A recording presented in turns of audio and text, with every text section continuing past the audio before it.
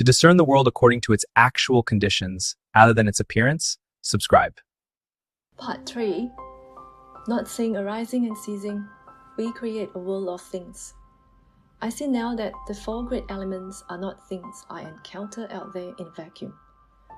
They are only present for me because of a specific set of functional conditions: contact, attention, intention, perception, and feeling. Without this, there's no solidity, no heat, no world, and certainly no self. The structural dependency of matter. I used to think that the body, the elements, existed first, and then I, the mind, came along to notice it. But I see that the elements and the mental factors are bound together in a structural node. For the earth element, solidity, to be present in my experience, there must be contact. If there's no impact between a sense base and an object, the criterion for solidity is not me. But contact alone isn't enough. There must be attention. If my attention is not oriented toward that contact, the solidity does not manifest for me. Then comes perception. Perception is what provides the label. It identifies the resistance as hard or heavy. It picks out the hint, the nimitta of the element. And because there's feeling, the ease or discomfort of that contact, the experience gains a personal touch. The self as an intention.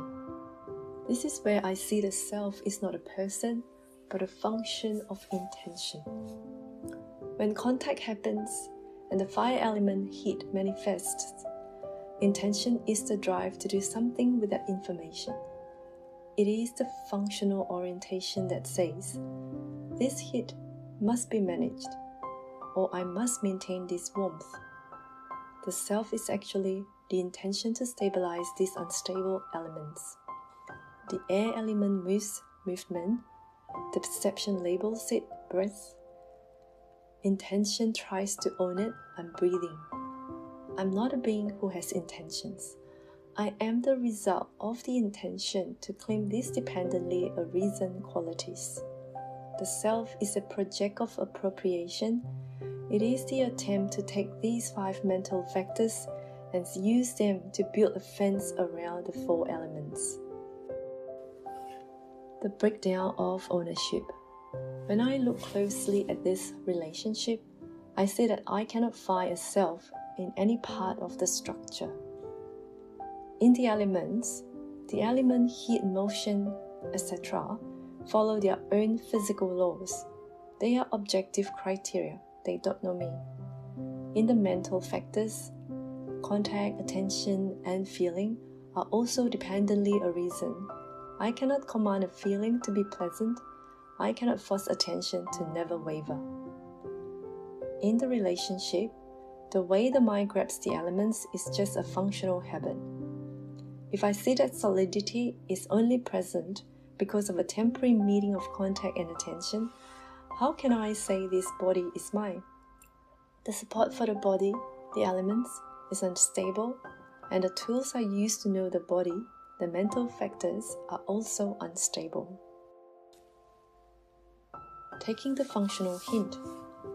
This changes how I practice. I stop trying to relax a self and instead look at the criteria for presence.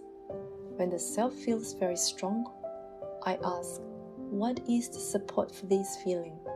I usually find it is a specific attention focused on a specific feeling, like a tension in the chest, which perception has labeled me. I take the hint. This is just the air element, pressure or movement. It is being cognized through contact and perception. It's being claimed by intention. By seeing the self as a functional byproduct of these factors, the owner disappears. There is only the discernment of elements arising through mental conditions. When I stop intended ownership, the elements are seen as they are, impersonal, unsupported, and failing to stand. The world and the self both collapse when I see that they are just a collaborative construction of elements and the mind.